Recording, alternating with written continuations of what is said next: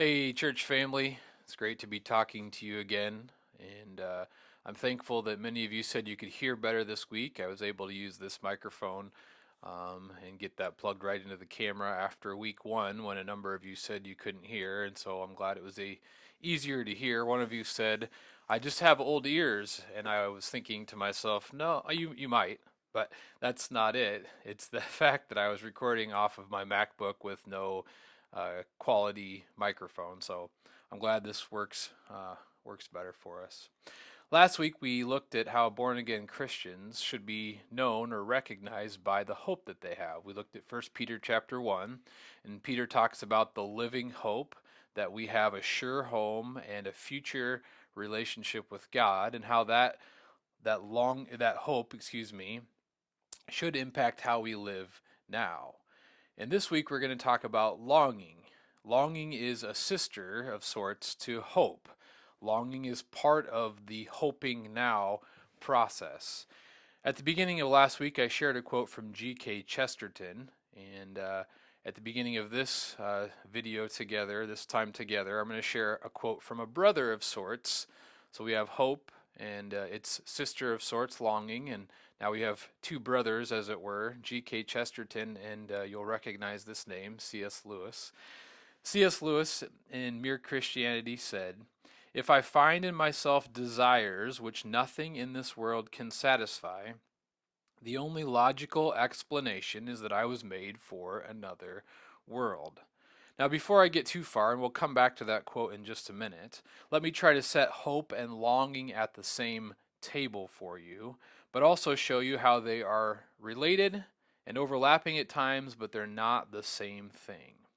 So, hope is both a feeling and an action. Peter talked about you set your hope on something that is to come. It's like putting a destination into your GPS and hitting get directions and then start the route.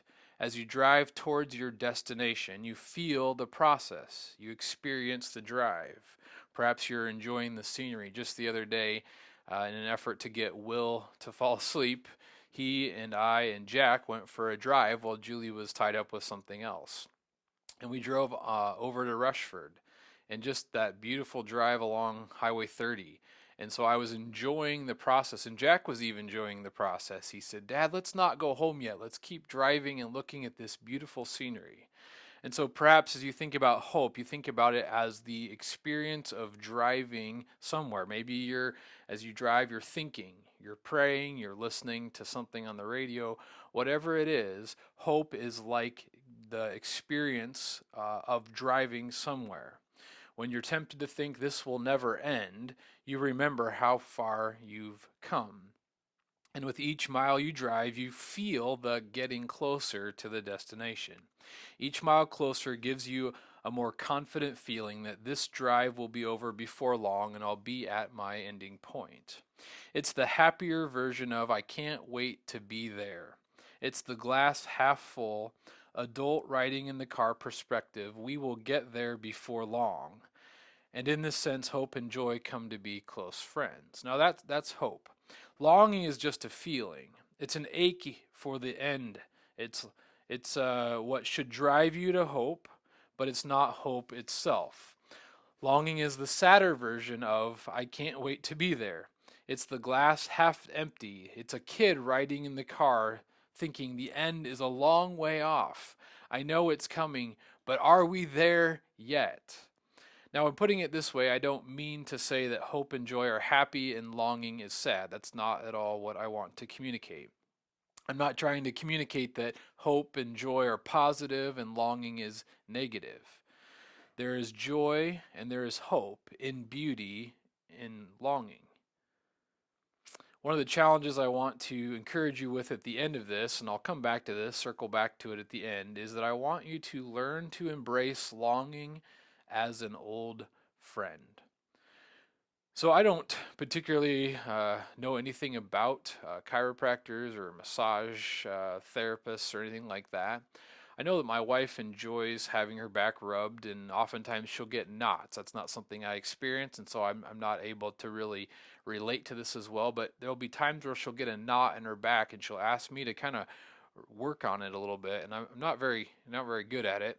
But in working on it, oftentimes she'll be saying, "Ow, oh," and I say, "Do you want me to stop?" And she says, "No, it hurts so good." And that's kind of the idea that I want you to kind of keep in mind with longing. I want you to fully lean into longing so you can experience it completely. I want you to be thankful for the ache. I want you to uncross your arms and open them wide to longing. I want you to stop trying to cover up longing. Admit that it's there. It's not going away, and give it a seat at the table. I want you to learn to love longing, and I want you to say something like, "It hurts so good." Longing is tied to hope in that it knows that someday all will be put right, but it is the emotional recognition that someday is not here yet. Longing is the conscious or subconscious realization that something about this life isn't the way it was meant to be, and I'd really like to experience it as it was meant to be. Sometimes we can put our finger on what that something is, other times we can't. Longing is the realization that something is broken or not working how it should be, and the accompanying feelings of longing for it to work properly. So here's just a few examples that I came up with. Longing is how a particular moving piece of music affects you deep in your soul. Longing is the feeling you get when you are overwhelmed with love after your child voluntarily tells you he loves you and he's glad you're home. Longing is the feeling you get when you are singing a bedtime song to your child and you're holding their hand, and as you think about how they're growing up so fast, you feel an ache in your heart for them to stay young forever. You want so badly to slow that growing process down, to be able to fully enjoy and be present in that very moment before it's too late. Longing is the feeling you get in the middle of the night when you are up for the fifth time with your baby. You realize how slowly the time is passing, and you want so badly to speed her growing up along. Longing often has these conflicting sides to it. Longing is the feeling you get when you realize how broken our world is. It's the ache you feel when a child is diagnosed with cancer. Old people are supposed to get cancer, not kids. Longing is that thing that's building inside of you, or perhaps it's a tragedy, or perhaps it's a death by a car accident. Those things that well up inside of you and just don't sit right and don't feel right, and that's not how it's supposed to be. Longing is the ache for a close friend, for a relationship to be what it once was, to be understood inside of a close relationship, like a husband and wife relationship. Longing is the gut ache that follows after you've sinned for what seems like the millionth time. How long will I keep giving into that which cannot satisfy? Will I ever get past this? You sigh to yourself. And here's a somewhat humorous one. Longing is realizing in your soul that you are trapped in this endless cycle of washing, drying, and folding clothes. Now, since we're trying to record this live, you get to hear the phone ringing. I'm just going to let it go to the answering machine. And so this is reality TV at its best, and I'm sorry for it. Longing is the feeling, the ache for all to be put right, and the realization that it is coming, but it's not here yet.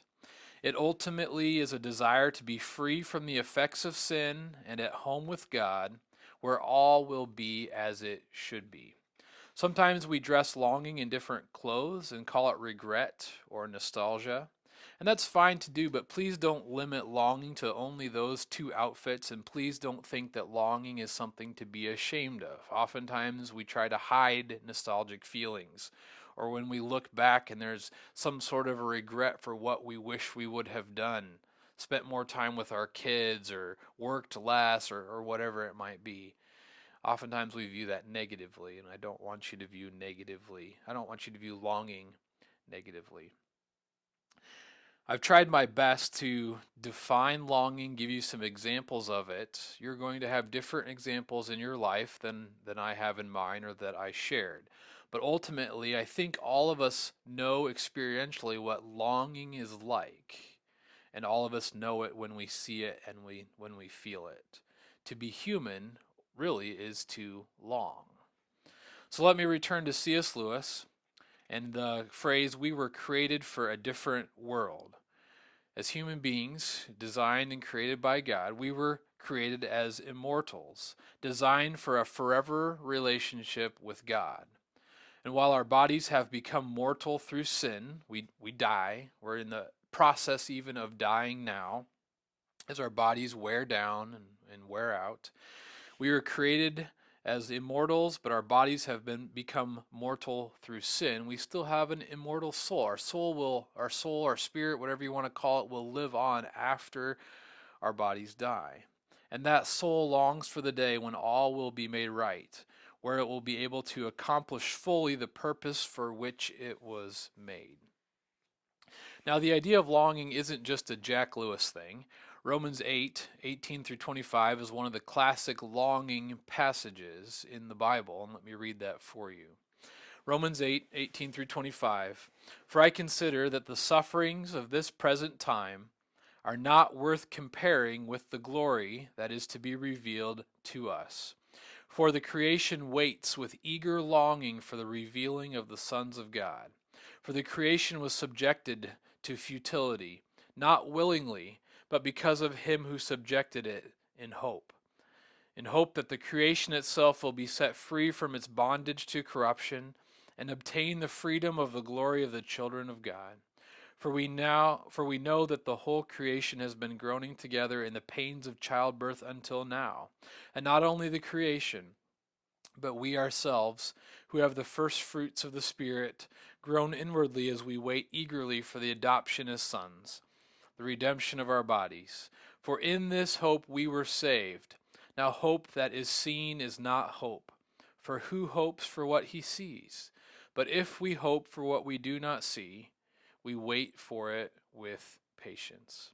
This passage is all about the tension between now and a future day, between what we see and feel and experience now and what we will see and feel and experience someday.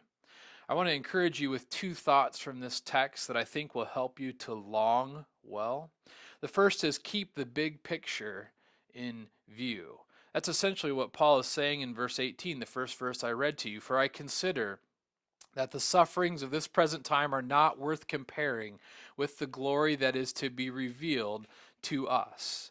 This experience that we have right now, Paul says, isn't really even worth comparing to the experience that we're going to have someday. So after Jack was born, I waited a while, so I wasn't a complete idiot. But I was trying to help Julie to understand that I realized that her pain was so much different than the pain that I experienced, but I wanted her to know that as she was in the process of giving birth to Jack, she was trying to destroy my arm as she was gripping it as tightly as she could and twisting it and wrenching it around. And so I tried to use this analogy.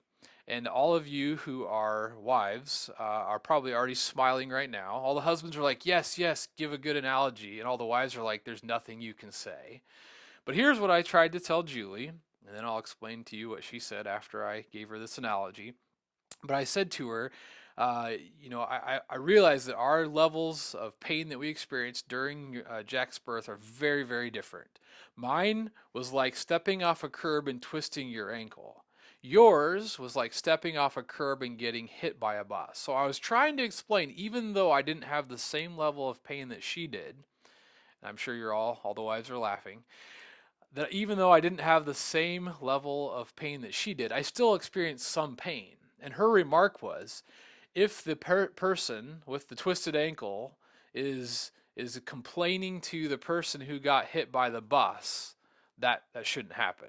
So if they're in the same hospital room, let's say, the person with the twisted ankle doesn't go over, she said, to the person who's been hit by a bus and is in a full body cast and says, by the way, I want you to know that I experienced pain too. So we'll use my wife's example and her rebuttal of my argument to help us understand what Paul's saying. The person now the experiences that we have now, the sufferings that we have at this present time, in this present moment, are like the person who has the twisted ankle. It's not even worth comparing to what will be yet to come. So the picture, big picture for Paul here is that one day all will be made right. All was allowed to be wrong for a time because of Adam and Eve's sin, but God is in the process of making all things right. And during that time, as Paul said, we wait eagerly with anticipation. We wait to be set free from bondage. That's what creation's waiting for, and it groans while it waits for that. And we ourselves, we wait for that, and we groan, waiting for the adoption as sons, the redemption of our bodies, that right relationship with God, that future home. And Paul is saying, keep the big picture in view here. He's admonishing us to look forward to that day, set your mind, your hope on that day, and live now in light of that day, but allow the groanings to go on. Allow the struggle to be present as you long and look for that day. Here's how he says it in 1 Corinthians 15. He's talking that day would be about when Christ returns. 1 Corinthians 15, 51 to 57. But let me reveal to you a wonderful secret. We will not all die, but we will all be transformed. It will happen in a moment, in the blink of an eye, when the last trumpet is blown. For when the trumpet sounds, those who have died will be raised to live forever, and we who are living will also be transformed. For our dying bodies must be transformed into bodies that will never die. Our mortal bodies must be transformed into immortal bodies. Then, when our dying bodies have been transformed into bodies that will never die, this scripture will be fulfilled. Death is swallowed up in victory. O death, where is your victory? O death, where is your sting? For sin is the sting that results in death, and the law gives sin its power. But thank God, He gives us victory over sin and death through our Lord Jesus Christ. That's the big picture. That's the end result. The end goal is being with Christ forever after we've exchanged our mortal bodies for immortal bodies, and death no longer has a hold on us. And Peter says, let that hope help you now. Paul is saying, let that hope and the longings which you have now lead you towards that day. A second thing I want to encourage you with from this text actually comes from the last verse in verse 25, and it's patiently let your longing build, and then combining that with 1 Corinthians 15:58, as you live for God here and now. So let your longing build. Patiently let your longing build as you live for God here and now. So Paul's conclusion to the big picture in 1 Corinthians 15 is verse 58. So then, my dear brothers and sisters, be strong and immovable. Always work enthusiastically for the Lord, for you know that nothing you do for the Lord is ever useless. His conclusion to the text in Romans is verse 25. In the midst of the inner ache, the longing, the groaning, he doesn't deny its presence. He says, wait for the fulfillment with patience. We wait for that which we do not see with patience. And we know from Paul's examples and in his letters, and really all of the New Testament, that we should not wait idly. Have your eyes fixed on that day and live all out in this day. Let me read one more quote to you from C.S. Lewis, also from Mere Christianity. He says, if you read history, you will find that the Christians who did the most for the present world were just those who thought the most of the next. The apostles themselves who set on foot the conversion of the Roman Empire, the great men who built up the Middle Ages, the English evangelicals who abolished the slave trade, all left their mark on earth precisely because their minds were occupied with heaven. It is since Christians have largely ceased to think of the other world that they have become so effective in this. Aim at heaven, and you will get earth thrown in. Aim at earth, and you will get neither. So I have a couple of homework suggestions for you here as I wrap up this time together, and as we can come to a conclusion and conclude thinking about longing. I encourage you to write down some of your longings and then talk with God about them. Embrace your longings. Let your longings drive your heart to a deeper longing and a hunger to know God. Let that longing be partially satisfied now, as it only can be, in God. So I'm thinking of Psalm 63:1 at this point, or Psalm 63:5 would be good verses to look at. Second, read or listen to C.S. Lewis. So I'm always trying to get people to read C.S. Lewis. I think he's so helpful, such a good thinker. Perhaps Mere Christianity, I've quoted that twice here. His autobiography, Surprised by Joy, has a lot to say about longing. The Lion, the Witch, and the Wardrobe. So this would be maybe for those of you that don't enjoy reading as much, or for some of the kids. The Lion, the Witch, and the Wardrobe has aspects of longing to it. So there's this scene here where the beavers are telling the children in their first journey into Narnia about Aslan, and they don't know anything about him. And here's the quote: "And now a very curious thing happened. None of the children knew who Aslan was any more than you do. But the moment the beavers had spoken his name, everyone felt quite different." That's an aspect of longing there. If you're really brave and you like fantasy type of works, C.S. Lewis's Space Trilogy deals with longing to a degree, and his book Till We Have Faces is really good on longing as well. Third, I'll provide a link for this, but watch a short 10-minute video by Lyle Dorset on C.S. Lewis and longing. Again, I'll provide the links for that. It's a really helpful little small talk about longing in Lewis's writings. And then fourth, I'll provide a link for this as well, but there's a song called She Waits by the Grey Havens. And it's a song really about Romans chapter 8 and the creation waiting to be made new. So just some helpful homework assignments, suggestions for you. I'm not going to check up on you and see if you did them, but really want to encourage you with longing. Oftentimes we want to stiff arm longing. We want to push longing away because we think that we shouldn't be longing. I think God made us to long.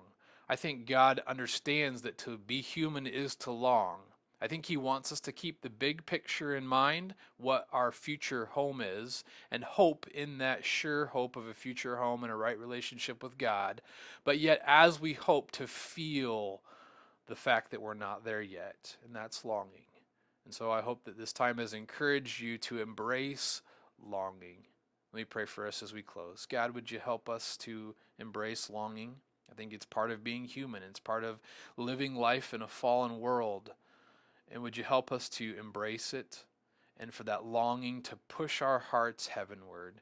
May we be people who are very effective here on earth for you as we serve you, as we patiently wait for our longings to be fulfilled, precisely because we have set our mind on things above. Help us to do that, I pray. Thank you for Jesus who makes it possible. In his name we can pray to you. Amen. Have a great day. Enjoy your longing.